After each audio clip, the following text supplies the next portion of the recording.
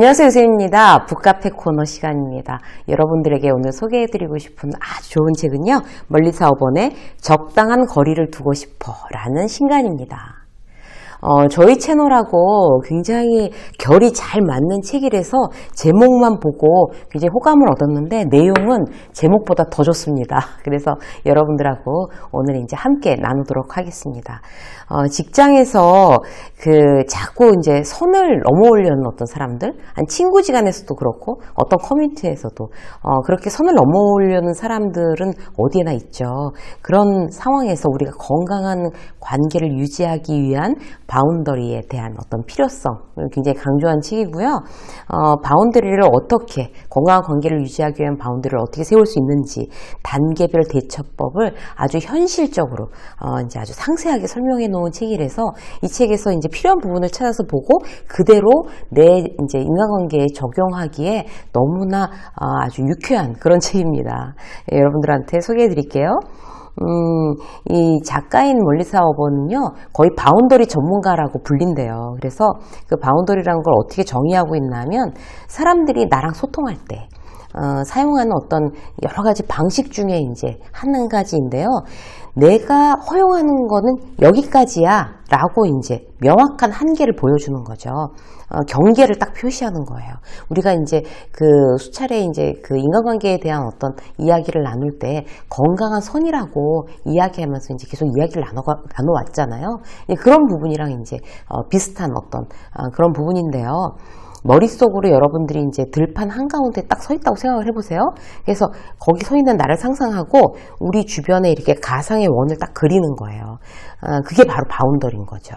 그래서 그 원 안에는 안전하고 내가 허용할 수 있는 거, 기분 좋은 거, 건강한 거, 이런 거는 받아들일 수 있는 거죠. 그런데 그렇지 않은 거는 내 원 안으로 받아들이지 않을 거야 라는 거를 명확하게 나도 알고 있고, 그걸 내가 어떤 말이나 태도나 행동으로 표현할 줄 아는 거. 이제 이런 거를 적절한 어떤 언어를 통해서 이제 경계 설정, 이걸로 해서 최대한의 효과를 누리는 그런 구축 방식을 이 책은 설명하고 있습니다. 우리가 이제 이 책에 이제 표현된 여러 가지 방법을 우리 걸로 딱 이제 숙지함으로 해서 조금 더 건강한 어떤 관계, 유쾌한 관계를 만드는 데 도움을 받을 수가 있어요. 자, 소개해 드릴게요. 바운더리는 언제나 옳다라는 챕터가 있습니다. 여기 어떤 게 나온가 하면, 이제 이 작가한테 이제 고민을 상담하는 거예요. 어떤 여자분이. 이 여자분은 정신건강을 위해서 언제나 혼자 아침 산책을 이렇게 하고 있었어요. 근데 최근에 이렇게 나이가 많은 그 이웃이 이 여자분이 그 시간마다 아침 산책을 한다는 거를 이제 알게 되고, 이제 본인이 혼자 산책하는 게 너무 심심하니까 이 여자분이 나올 때까지 기다리고 있는 거예요. 연세 드신 분이. 그래서 기다렸다가 같이 안녕하세요 이러면서 함께 산책하면서 이것저것 얘기도 하고 그렇게 하는 걸 너무 유쾌해 하시는 거예요. 근데 물론 좋은 이웃이지만 그 연세 드신 분이 아침 산책이 이 고민을 상담하는 여자분은 유일하게 혼자만의 시간이거든요. 그래서 이분이랑 계속 같이 막 얘기를 하면서 산책하는 거 원하지 않아요. 근데 이분이 기분 나쁘지 않게 어떻게 거절하면 좋을까? 이게 고민이었어요. 그래서 이제 이 작가분이 스크립트를 아예 써주셨대요. 이렇게 거절해 보세요. 이렇게. 사람들, 우리가 이제 바운더리를 탁 세운다, 선을 세운다라고 하면, 어떻게 이제 남을 차갑게, 여기 넘어오지 마세요. 이렇게 하는 것처럼 느껴져서 굉장히 부담을 가질 수가 있잖아요. 근데 그렇지 않다는 거죠. 이거는 건강한 울타리라는 거를 작가가 또 한 번 강조하고 있어요. 건강한 울타리, 적당한 울타리는 서로가 좋은 이웃이 될 수 있도록 도와주는 역할을 한다는 거죠. 그래서 이렇게 코칭했어요, 작가가. 그 스크립트가 아주 재밌어요. 이렇게 얘기하는 거예요. 좋은 아침이에요. 전 평일에는 혼자 산책하고 싶어요. 이렇게 얘기를 해야 되는 거예요.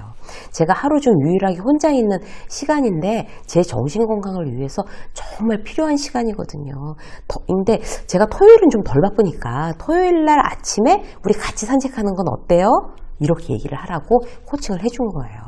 그래서 실제로 그렇게 했더니 그 연세 드신 분께서 너무나 흔쾌히 받아들여서 각자 원하는 걸, 이제 연세 드신 분은 누군가와 함께 친구가 돼서 산책하고 싶으니까 토요일을 즐겁게 기다리는 거죠. 토요일은 같이 산책하고 나머지 날들은 혼자 이제 산책할 수가 있게 된 거예요. 그래서 감정도 서로 상하지 않고 관계도 계속 좋아지게 유지할 수 있는 거, 이게 바로 바운더리를 건강하게 설정하는 방법이라고 작가가 추천하고 있습니다. 굉장히 실질적인 내용이죠. 여기에 보면 또 이런 얘기가 있어요. 선 긋기에 늦은 때는 없다. 우리가 그렇게 건강한 선을 여기까지는 내 선이야, 여기 넘어오면 안 돼, 그렇게 하면 안 돼 라고 얘기해 주는 게, 내가 서툴러서 한참 지난 다음에 얘기를 하면 그럼 어떻게 되는 건지 라고 생각할 수가 있잖아요. 그런데 이제 작가는 늦은 때는 없다라고 얘기를 해요. 우리가 이제 그 바운더리라는 거의 개념에 대해서 우리가 좀 취약하니까 좀 서툴러서 그 순간에 딱 맞닥뜨린 그 순간에는 이렇게 이 상황이 좀 내 선을 넘어 들어온 거야, 저 사람이 라고 이 심각한 어떤 상황을 파악하지 못하거나, 아니면 그 사람의 말이나 이제 행동이 너무 어이가 없어서 왜 그때는 이렇게 뭐라고 앗소리도 못하고 그냥 가만히 있다가 나중에 이불킥하는 이런 경우 있잖아요. 그러니까 예를 들어서 이런 거예요. 직장 상사가 굉장히 내 앞에서 아주 부적절한 어떤 성차별적인 농담을 했어요.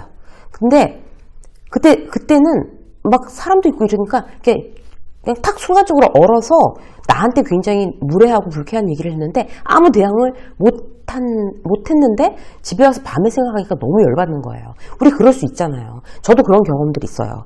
그런데 그럼 이제 이미 지나간 다음에 그 얘기해도 되나? 이제 이런 어떤 궁금증을 갖고 계시는 분들이 계실 거예요. 내가 지금 이 사람한테, 그리고 이제 사실 그때 이제 깨달았다고 하더라도 부사장한테 그렇게 얘기해도 되나? 어떻게 해야 되나? 이러면서 어정쩡하게 있어서 그냥 내가 속만 부글부글 끓는 그런 경우가 있단 말이에요. 자, 타이밍을 놓쳐버려서 그 얘기를 다시 꺼내는 게 어색할 때는 어떻게 해야 될까? 근데 여기서 이제 몇 가지 전략을 작가가 또 얘기해주고 있어요. 자, 타이밍을 놓쳤을 때 여러분들이 이런 경험을 겪는다면 이렇게 하시면 돼요. 첫 번째, 다시 논의한다. 어쨌든 다시 언급을 하는 거예요.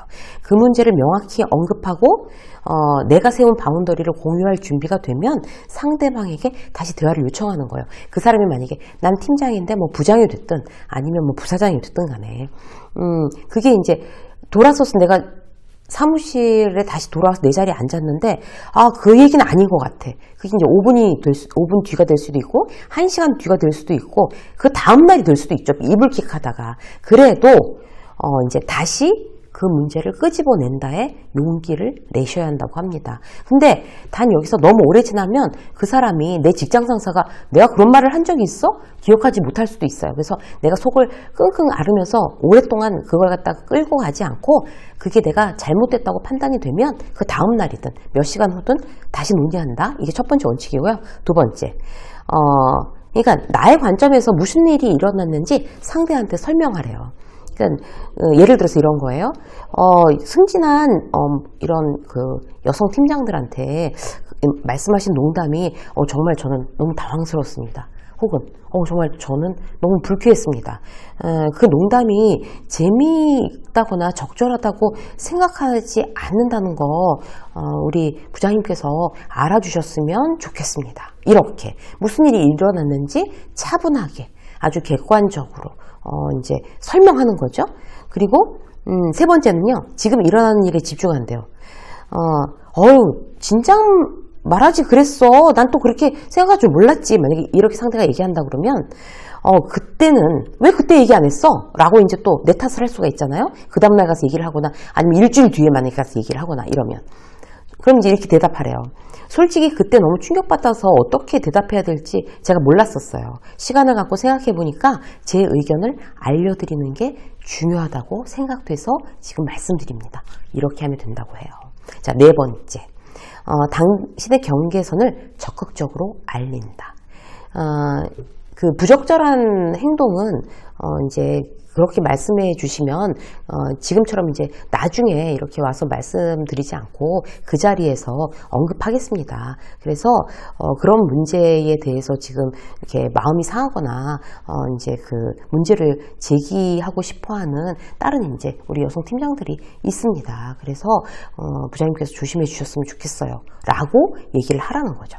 그래서 이게 이 작가는 이제 4가지로 해서 그 다음이라도 나의 선긋기, 나의 바운더리 설정에 절대로 늦었다고 생각하지 말고 그렇게 진행을 하라는 거예요. 자, 여기서 이제 작가가 하나 이제 또 얘기하는 건 중요한, 제가 인상적으로 봤던 건 어떤 건가 하면, 내 바운다리에 대해서 변명할 필요가 없는 이유에 대해서 얘기하고 있어요. 그러니까 아까 말씀드린 그런 이제 연세 드신 이웃이 나랑 계속 같이 이제 그 산책을 하고 싶어 할 때 내가 저는 이제 혼자만의 시간이 필요합니다라고 이제 이렇게 얘기하는 부분이 있었잖아요. 근데 그거를 구구절절히 설명하지 않아도 된다는 거죠. 제가 너무 스트레스가 많아서, 아니 요즘에 너무 바쁜 일이 있어서, 요새 너무 제가 힘들어서, 이렇게 얘기를 하면 그럼 그 힘든 일이 끝나면 우리 매일매일 같이 산책할 수 있는 거야? 그걸 그렇게 생각하실 수 있는 거잖아요. 그래서 전후 사정을 공유할 필요가 없다는 거 이제 독자들한테 기억하라고 얘기합니다. 당신의 경계선은 당신의 경계선일 뿐이다 라고 얘기하고 있어요. 이 부분 저는 굉장히 공감이 되더라고요. 사람들은 내 바운더리를 존중하기 위해 내 바운더리를 이해하거나 동의할 필요가 없다. 자세한 이유를 설명하면 역효과를 낼 수 있다. 제가 아까 말씀드린 것처럼요. 문제가 해결되면 다시 선을 넘게 되거나, 그러니까 나의 그 스트레스 받는 요즘 일, 급한 일이 해결되면 다시 선을 넘게 될 수도 있잖아요. 그죠? 그리고 논쟁을 하자고 들면 쓸데없이 에너지를 쓰는 것. 그런 어떤 내 바운다리에 대해서 내 직장 상사한테 굉장히 무례했다고 내가 느껴진다. 그렇게 안 해주셨으면 좋겠다라고 하면 거기에 대해서 무슨 그 젠더 프레임에 대해서 막 논쟁을 하자고 부장이 나서면 결국에 쓸데없이 에너지를 쓰는 거죠. 그래서 여러분들이 꼭 기억하셔야 될 거. 내 바운다리에 대해 이게 구구절절 변명하지 않는다. 요거까지 기억을 해주시면 좋을 것 같아요. 적당한 거리를 두고 싶어. 이 책은요, 진짜 너무나 실질적인 내용이 많이 있는 이제 책이라서 제가 이제 직장에 관련된 것만 따로 띄어서 2부에서 다시 여러분들한테 한 번 더 소개해 드리도록 하겠습니다. 직장에 대한, 우리 직장 관계에 대한 바운더리는 어떻게 설정할까? 따로 핵심만 모아서 2부에서 소개해 드리겠습니다. 유쌤의 북카페 오늘 1부는 여기까지 하겠습니다. 고맙습니다.